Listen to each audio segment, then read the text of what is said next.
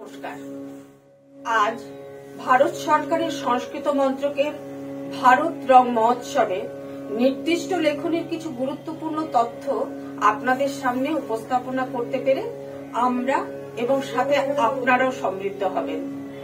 গোবরডাঙ্গা রূপান্তর নাট্য সংস্থার পক্ষ থেকে নাট্যগুরু শ্রী শ্যামল দত্তের নির্দেশনায় নাট্যশাস্ত্র উদ্দেশ্য নাটকটি শুরু হচ্ছে।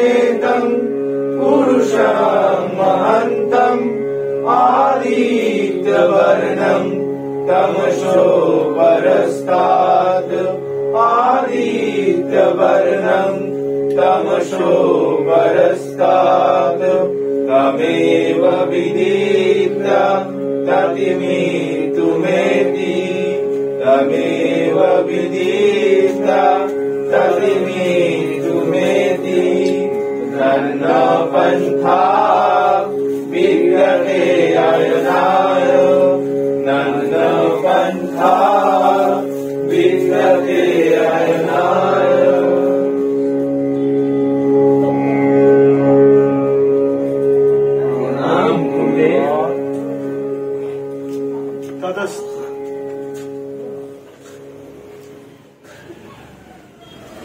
তোমাদের মঙ্গল হোক, তোমাদের উপর শান্তি বর্ষিত হোক। এবার বলো, তোমাদের এখানে আসার উপলক্ষ কি? হে মুনিবর, যখন থেকে নাট্যশাস্ত্র রচিত হয় তখন থেকেই আমাদের মনে নানান প্রশ্ন জেগে উঠেছে। সেই প্রশ্নের উত্তরেই আমরা আপনার কাছে এসেছি। আচ্ছা,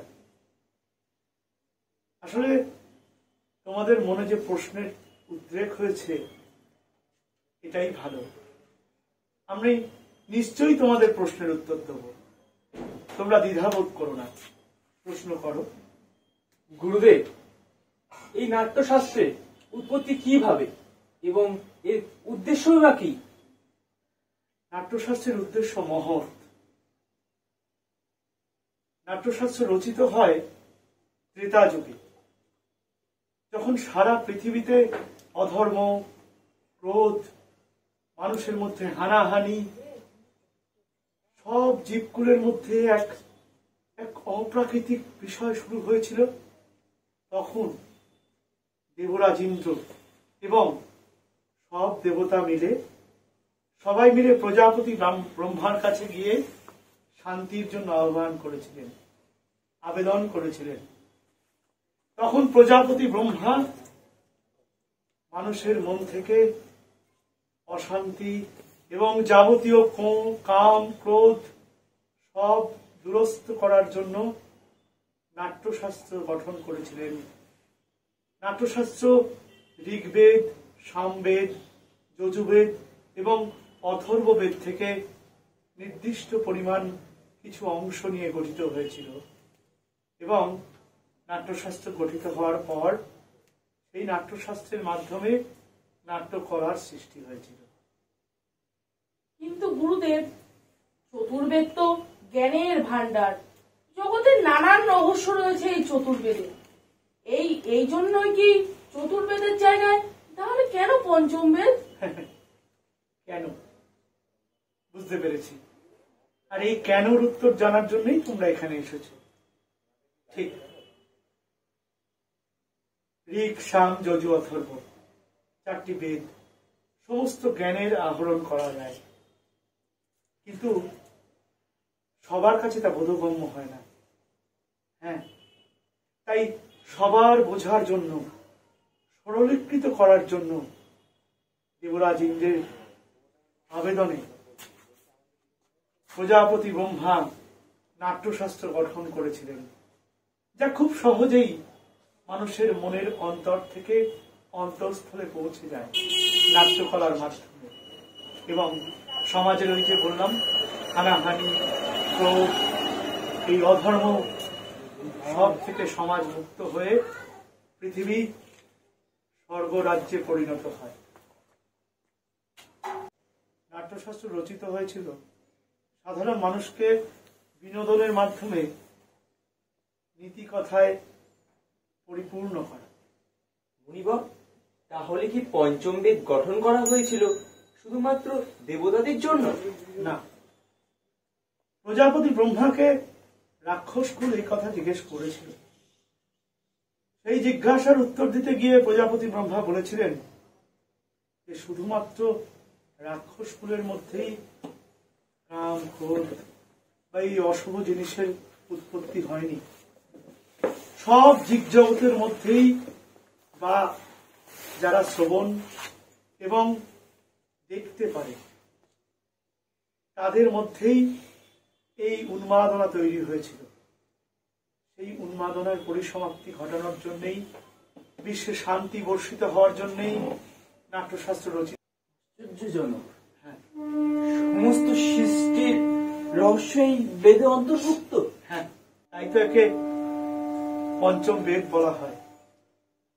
এবং এই বেদের মাধ্যমেই আমরা নাট্যকলার পরিবেশ তৈরি করতে পারি।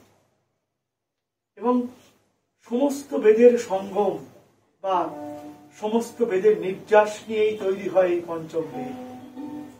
তাই ঋক, সাম, যজু, অথর্বকে যেমন ভাবে আমরা মনে রাখবো, তেমনি সারা পৃথিবীতে সব সময় নাট্যশাস্ত্রকেও পঞ্চম বেদ হিসেবে চিহ্নিত করা হয়।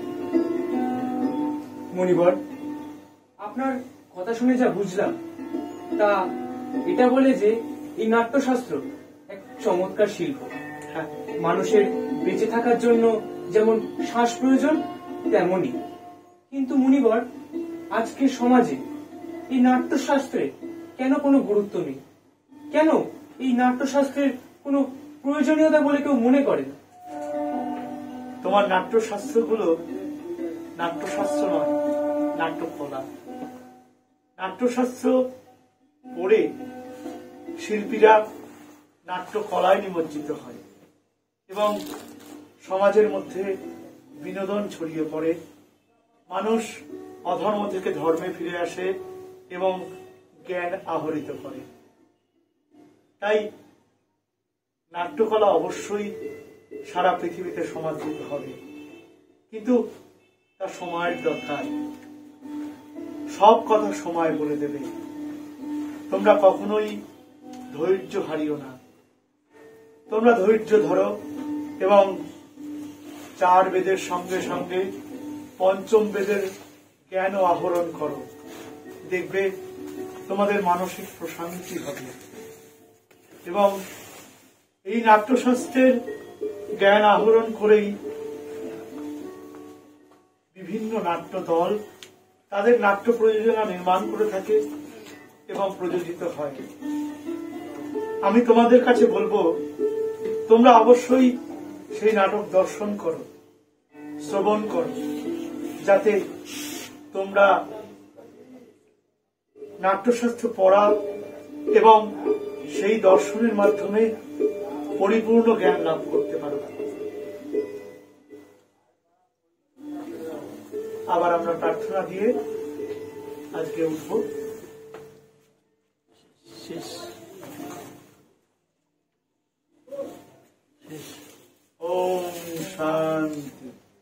ওম শান্তি। শান্তি। শান্তি। শান্তি। শান্তি। বিশ্বে শান্তি বর্ষিত হোক। বিশ্ব শান্তি বর্ষিত হোক।